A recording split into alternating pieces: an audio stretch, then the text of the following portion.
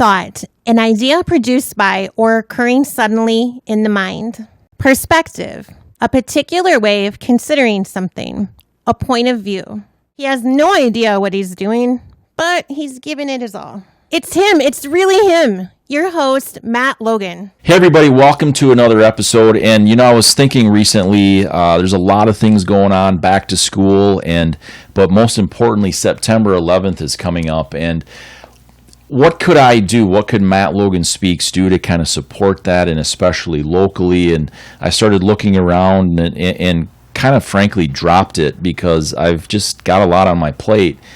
But then I came across something that's happening in Rochester, Minnesota on September 11th. And I thought, well, hey, let's see if we can make this happen. So we are literally here with the famous, in her own mind, Marthamae. Hi. Thanks for having me. Wow. What an honor. What a pleasure. I'm not sure if it's an honor or pleasure, but you're here. It is. Yeah, I've met a lot of famous people, so here you are. Oh, boy.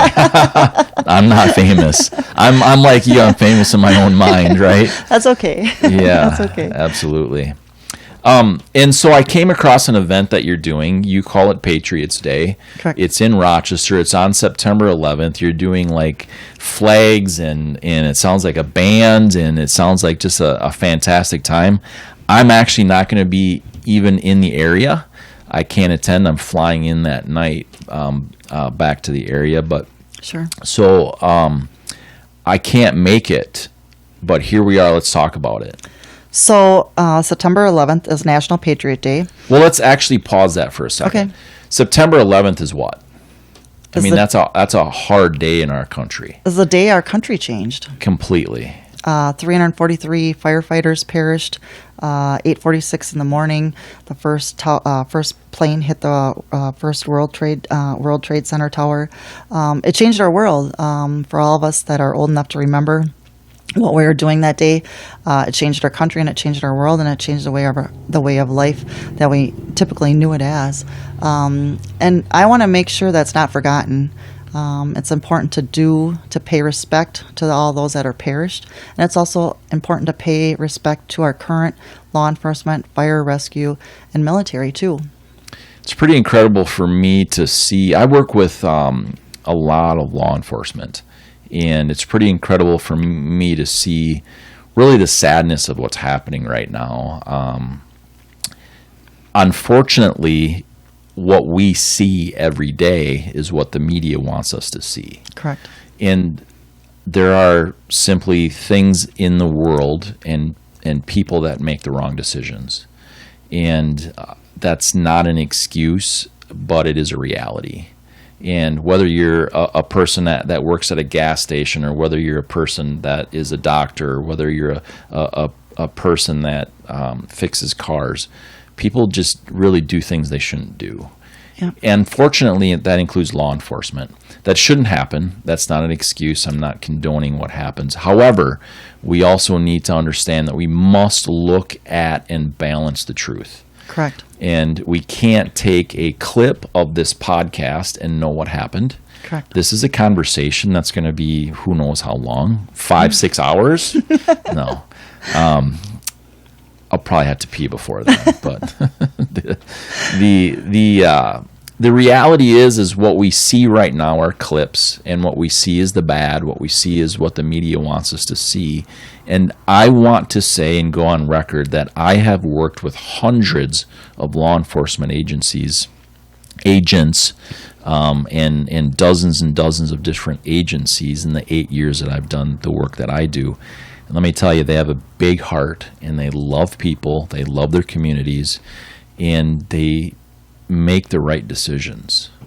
They put their life on the line every day, every day. moment they put their life on the line.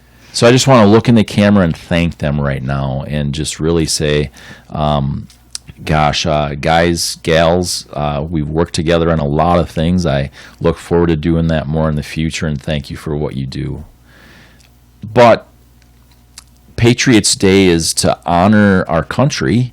Our country is wrapped up into a lot of different things and people that make it happen and make it work. You were telling me a story off camera about your dad that made things work way back in the 70s. The 70s, yeah. And I was alive in the 70s. I know that it's hard to believe maybe, but I was.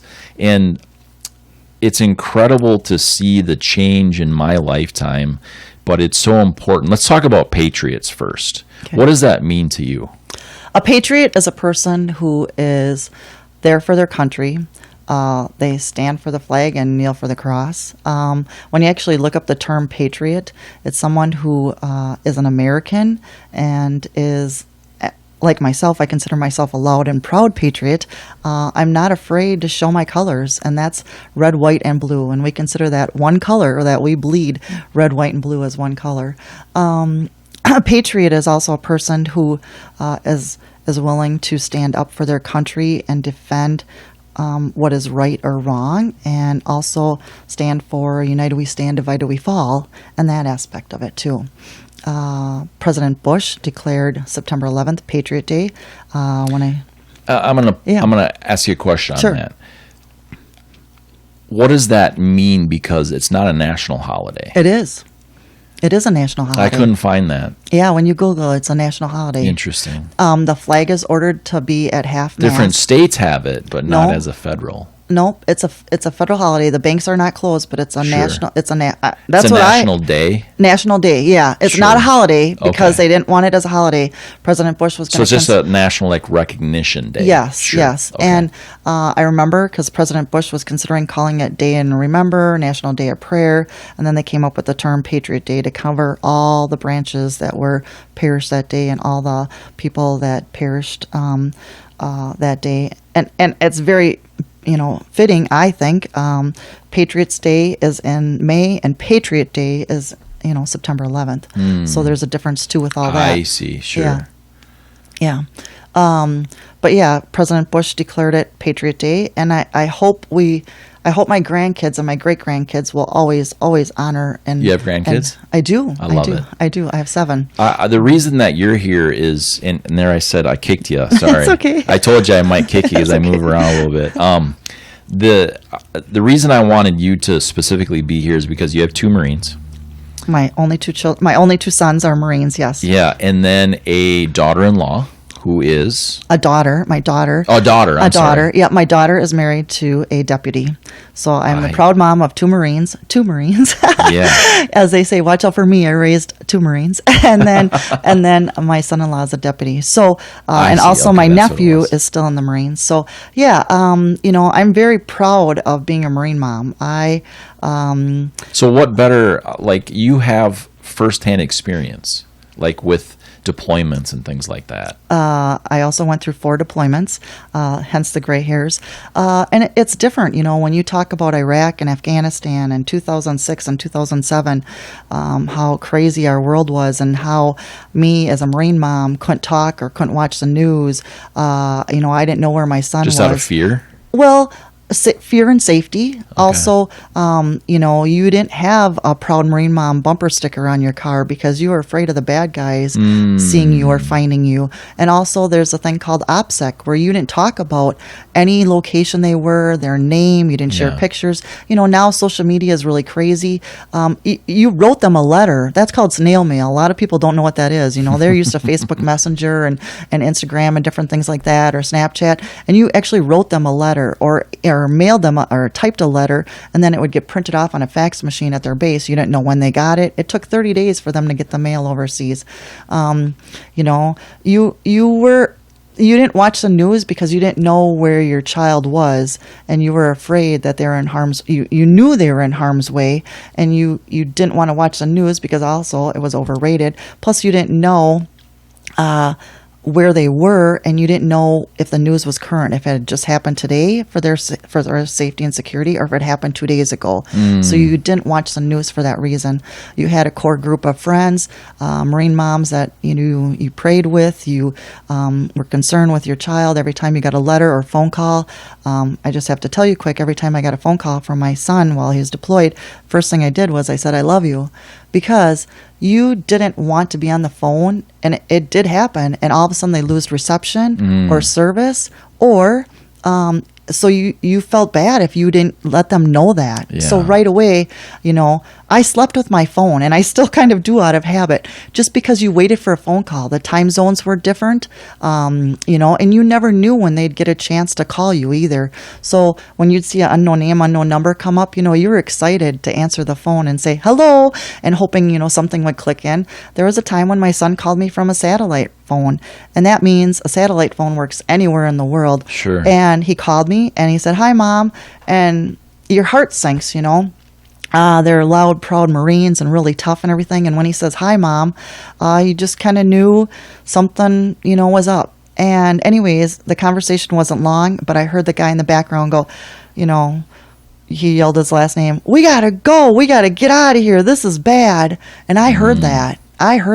So, and I know I probably wasn't supposed to, but he obviously was calling me. My heart's pounding a little bit thinking about it.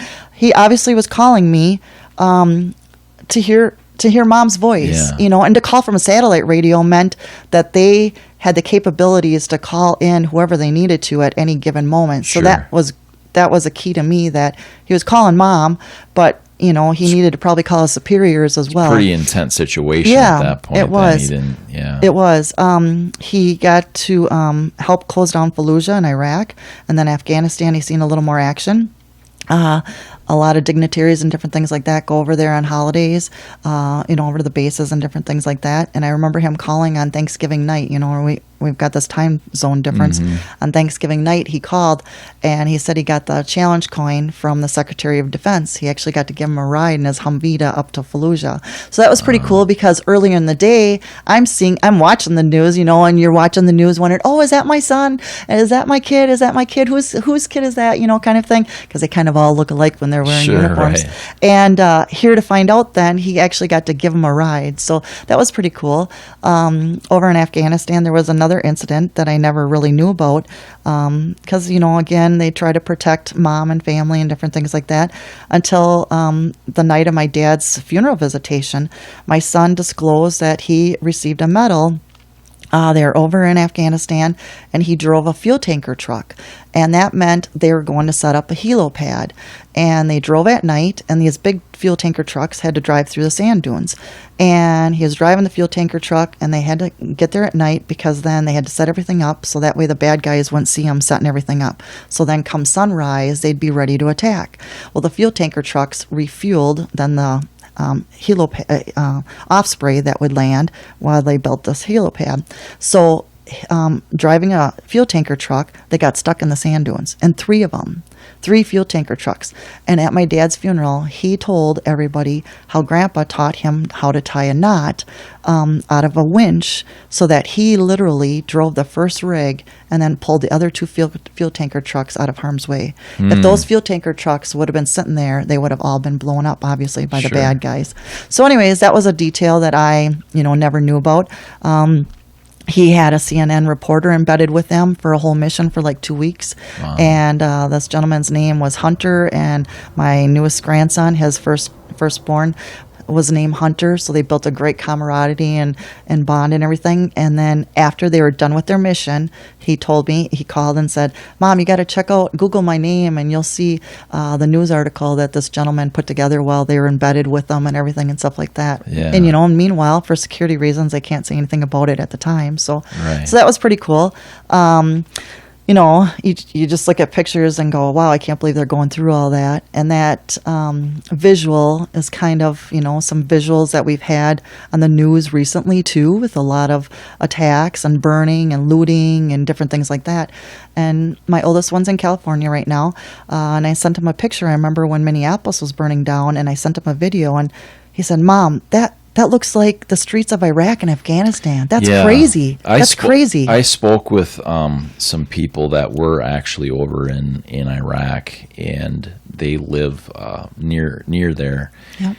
They're reserves right now, and they didn't get called in for that, but they did go and visit it later, and they said the smell, the look, all of it. It's a trigger. It's a trigger for our military. It was like, this is the United States of America, and this was done by Americans. Yeah. And frankly, that just, chews up my heart. I just have to tell you, there's a young man.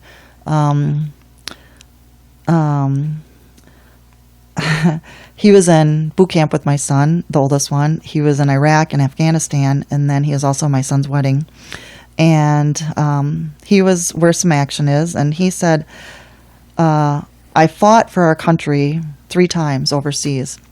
The streets of Minneapolis were my 4th deployment. And this is his words. He says, I fought for Republicans, Democrats, white, black, young, old. And that night, we didn't know who we were fighting for. And I think that really puts it into perspective of how our military and our law enforcement officers, how we assume, they're here for us. They're here for us, but we have to treat them like that. Yeah. And show them that respect like that. And that, it's different. It's a different time. So when you say, to support our law enforcement, to back the badge, to back our law enforcement, to back our military, those people take an oath. They take an oath to defend in and out of uniform like that. Our country, and I think that's really what a patriot is. A patriot isn't a Republican or Democrat or independent or libertarian or anything like that. A patriot is somebody who defends the laws and the rules and the Constitution, in our case, of their country. Correct. That's really what a patriot is. Really, when the rubber meets the road, that it doesn't matter who's in office and, like you say, who you're defending, but it is right and wrong. Right. And what's confusing for me, and that I've been paying a lot more attention to, is how did we get so blurry on that right and wrong? And I just asked the question, not to get an answer, but to ask the question, to provoke the thought. How did it get so blurry between right and wrong? Because it would seem to me that going and looting and rioting and destroying someone else's property, no matter what the reason or the cause, seems awfully wrong, no matter what religious belief you have, no matter what party you support, and any of those things. That seems incredibly wrong to me. Correct. And I agree. It's just a question, just a thought. I think it's a great thought for the viewers, too. To really think about, every day we make decisions. What's right, what's wrong, and how do we live our life? What's right, what's wrong, So, it's a great, a great mantra that people should live by. What's right, what's wrong. And for me, I have my own religious, spiritual, whatever beliefs, and what I would ask for is for them just to respect that. Right. Just like I respect them and theirs. Correct. That's where it gets so blurry right now, and that's where I don't know. Anyway, I digress. That's not why we're here. Mm-hmm. Talk about respect. Just because honor, respect, and support. That was my theme for this Patriot Day. Yeah. I wanted to show American pride. A lot of things have been canceled with COVID. Yeah.